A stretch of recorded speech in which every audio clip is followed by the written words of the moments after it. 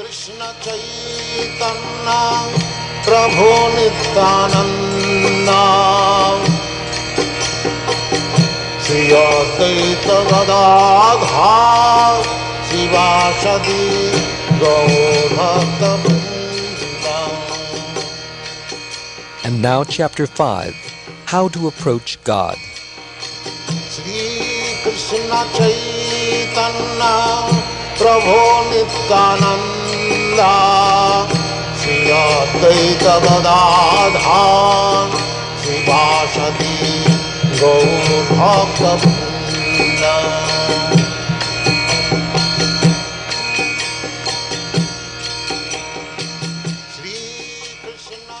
Actually, all Vedic literature directs the human being toward the perfect stage of devotion. The paths of fruitive activities, speculative knowledge, and meditation do not lead one to the perfectional stage, but by the process of devotional service, the Lord actually becomes approachable. Therefore, all Vedic literature recommends that one accept this process. In this regard, Chaitanya Mahaprabhu quoted from the Lord's instructions to Uddhava in Srimad Bhagavatam. Na sadhayati mam yogo, na sankyam dharma Uddhava, na svadhyayas tapastyago, yatha bhaktir mamojita, which means, quote, My dear Uddhava, neither philosophical speculation, nor meditational yoga, nor penances can give me such pleasure as devotional service practiced by the living entities. Unquote. From the Srimad Bhagavatam, Canto 11, Chapter 14, Verse 20. Krishna is dear only to the devotees, and he can only be achieved by devotional service. If a lowly-born person is a devotee, he automatically becomes free from all contamination. Devotional service is the only path by which one can achieve the Supreme Person. This is the only perfection accepted by all Vedic literature. Just as a poor man becomes happy upon receiving some treasure, when one attains to devotional service, his material pains are automatically vanquished. As one advances in devotional service, he attains love of Godhead. And as he advances in this love, he becomes free from all material bondage. One should not think, however, that the disappearance of poverty and liberation from bondage are the end results of love of Krishna. It is in relishing the reciprocation of loving service that love of Krishna exists. In all Vedic literatures, we find that the attainment of this loving relationship between the Supreme Lord and the living entities is the function of devotional service. Our actual function is devotional service, and our ultimate goal is love of Godhead. In all Vedic literatures, it can be found that Krishna is the ultimate center, for through knowledge of Krishna, all problems of life are solved.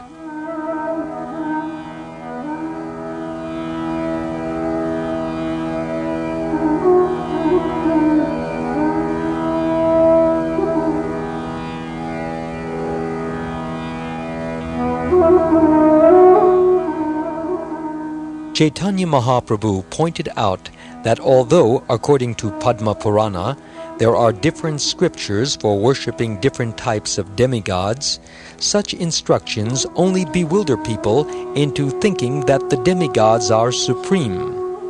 Yet if one carefully scrutinizes and studies the Puranas, he will find that Krishna, the Supreme Personality of Godhead, is the only object of worship. For instance, in the Markandeya Purana, there is mention of Devi worship, or worship of the goddess Durga or Kali. But in this same Chandika, it is also stated that all the demigods, even in the shape of Durga or Kali, are but different energies of the Supreme Vishnu. Thus, study of the Puranas reveals Vishnu, the Supreme Personality of Godhead, to be the only object of worship. the conclusion is that directly or indirectly, all types of worship are more or less directed to the Supreme Personality of Godhead, Krishna. In Bhagavad-gita, it is confirmed that one who worships the demigods is in fact only worshipping Krishna, because the demigods are but different parts of the body of Vishnu or Krishna. That such worship of demigods is irregular is also stated in Bhagavad-gita, chapter 7, verse 20 through 23, and chapter 9, verse 23. Srimad Bhagavatam confirms this irregularity by asking the question, quote, "What is the object of worshipping the different types of demigods?" unquote. In Vedic literature, there are various divisions of ritualistic activities.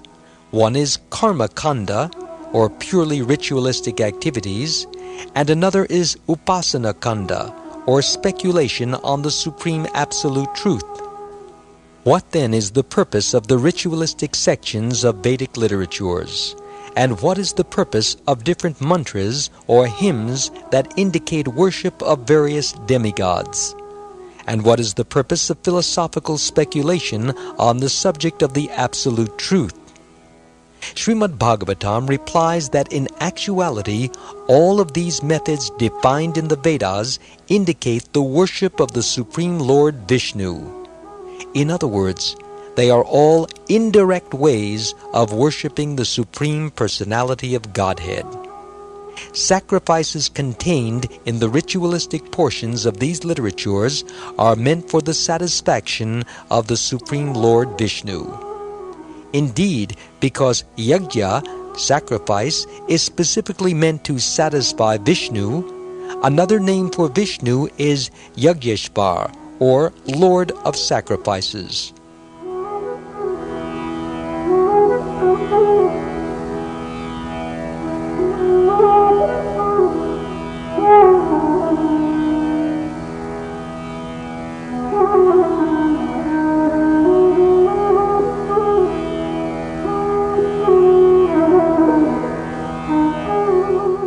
Since neophytes are not all on the same transcendental level, they are advised to worship different types of demigods according to their situation in the different modes of material nature.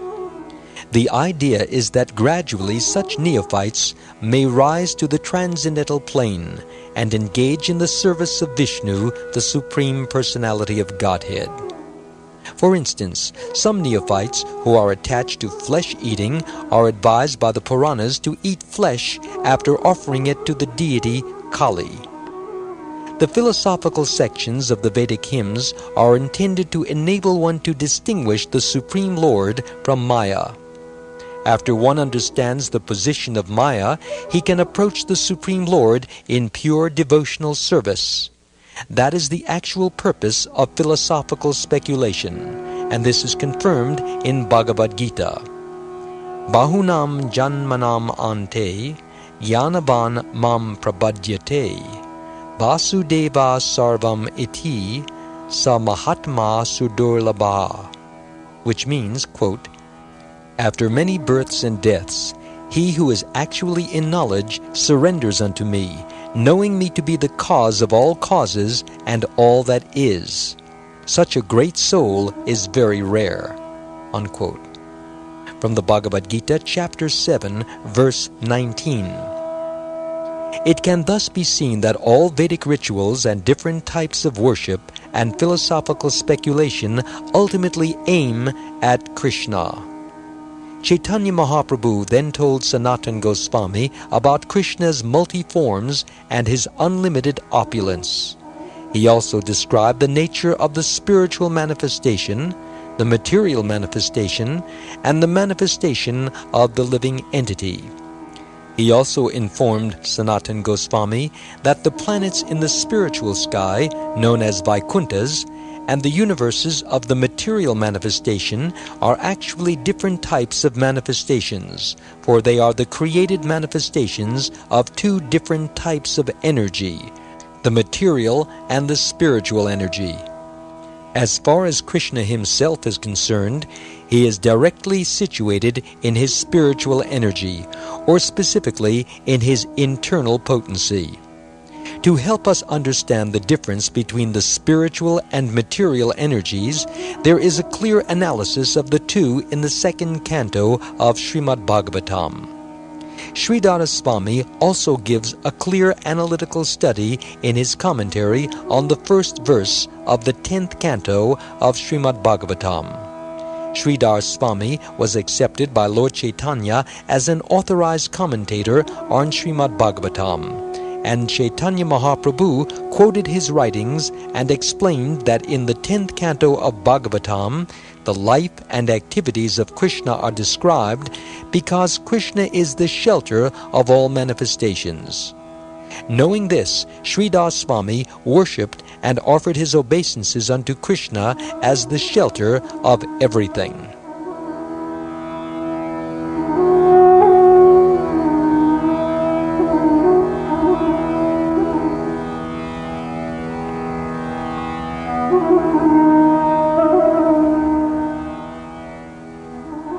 In this world there are two principles operating.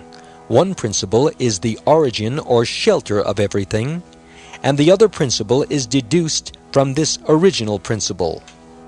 The Supreme Truth is the shelter of all manifestations and is called Ashraya. All other principles which remain under the control of the Ashraya Tattva, or the Absolute Truth, are called Ashrita, or subordinate corollaries and reactions. The purpose of the material manifestation is to give the conditioned soul a chance to attain liberation and return to the Ashraya Tattva, or the Absolute Truth. Since everything in the cosmic creation is dependent on the Ashraya Tattva, the creative manifestation or Vishnu manifestation, the various demigods and manifestations of energy, the living entities and all material elements are dependent on Krishna, for Krishna is the Supreme Truth. Thus, Srimad Bhagavatam indicates that everything is sheltered by Krishna directly and indirectly. Consequently, perfect knowledge can be had only by an analytical study of Krishna as confirmed by Bhagavad-gita.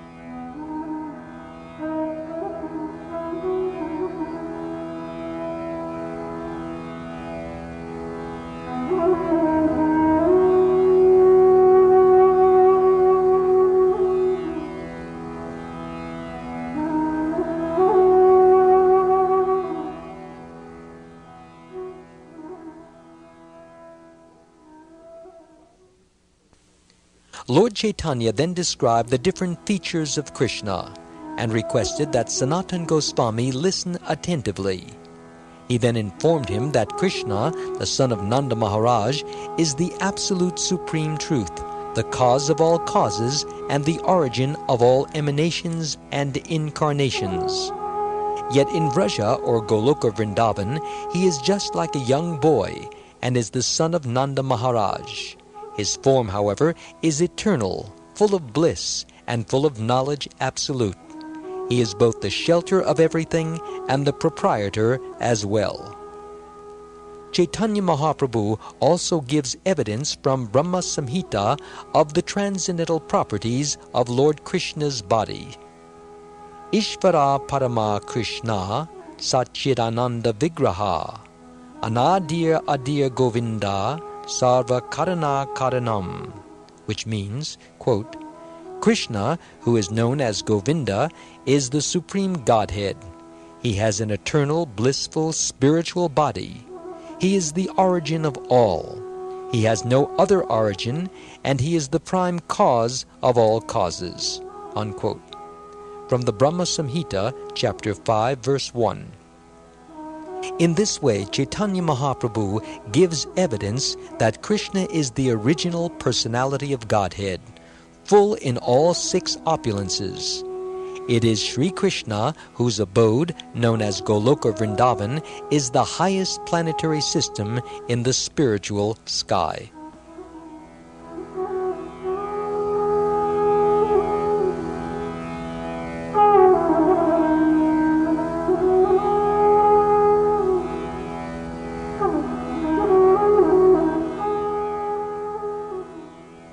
In addition, Lord Chaitanya also quotes a verse from Srimad Bhagavatam, Canto 1, Chapter 3, verse 28.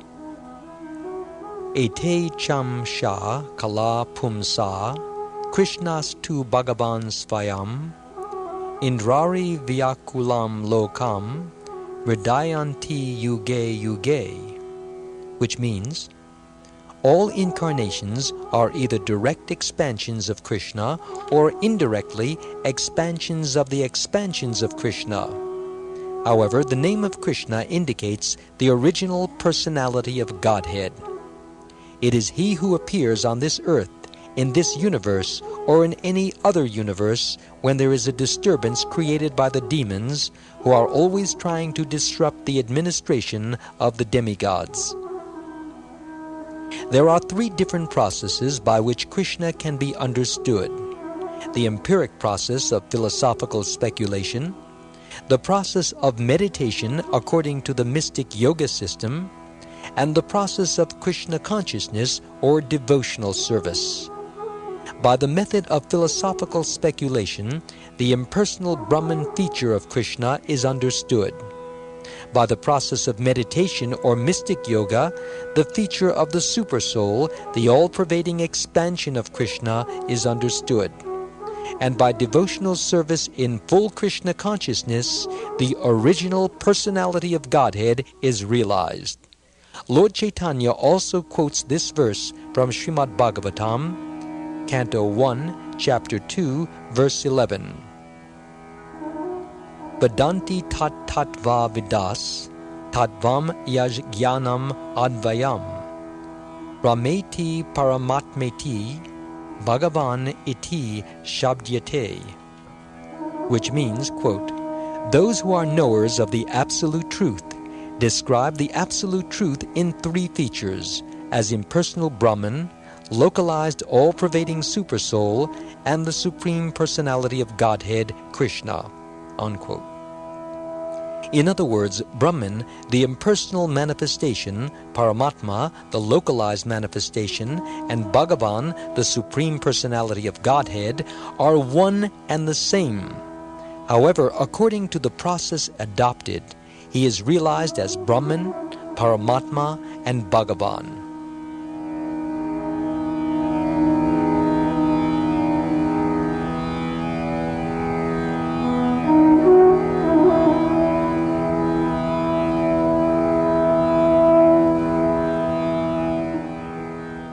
By realizing the impersonal Brahman, one simply realizes the effulgence emanating from the transcendental body of Krishna. This effulgence is compared to the sunshine. There is the sun god, the sun itself, and the sunshine, which is the shining effulgence of that original sun god. Similarly, the spiritual effulgence, or Brahma-jyoti, impersonal Brahman, is nothing but the personal effulgence of Krishna.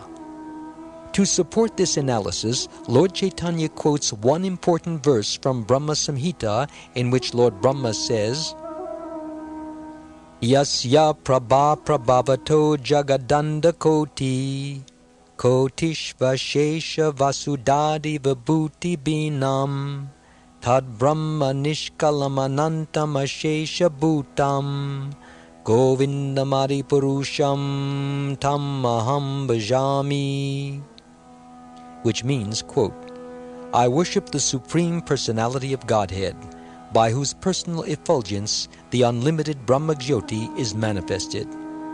In that Brahma-jyoti there are innumerable universes, and each is filled with innumerable planets."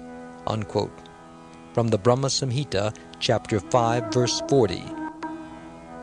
Lord Chaitanya further points out that the Paramatma, the all-pervading feature situated in everyone's body, is but a partial manifestation or expansion of Krishna. But because Krishna is the soul of all souls, he is called Paramatma, the Supreme Self. In this regard, Chaitanya quoted another verse from Srimad Bhagavatam concerning the talks between Maharaj Pariksit and Shukdev Goswami. While hearing of the transcendental pastimes of Krishna in Vrindavan, Maharaj Pariksit inquired from his spiritual master, Shukdev Goswami, as to why the inhabitants of Vrindavan were so much attached to Krishna. To this question, Shukdev Goswami answered, "Krishnam enam evehi tvam, atmanam akilatmanam, jagaditaya sopyatra, Devi va bhati mayaya." From the Srimad Bhagavatam, Canto 10, Chapter 14, verse 55, which means, quote, "Krishna should be known as the soul of all souls, for he is the soul of all individual souls and the soul of the localized Paramatma as well. At Vrindavan, he was acting just like a human being to attract people and to show that he is not formless." Unquote. The Supreme Lord is as much an individual as other living beings, but he is different in that he is the Supreme, and all other living beings are subordinate to him. All other living beings can also enjoy spiritual bliss, eternal life, and full knowledge in his association. Lord Chaitanya quotes a verse from Bhagavad-gita in which Krishna, telling Arjuna of his different opulences, points out that he himself enters this universe by one of his plenary portions, Garbhodakashayi Vishnu, and also enters into each universe as the Kshirodakashayi Vishnu, and then expands himself as the Supersoul in everyone's heart. Lord Krishna himself indicates that if anyone wants to understand the Supreme Absolute Truth in perfection, he must take to the process of devotional service in full Krishna consciousness. Then it will be possible for him to understand the last word of the Absolute Truth.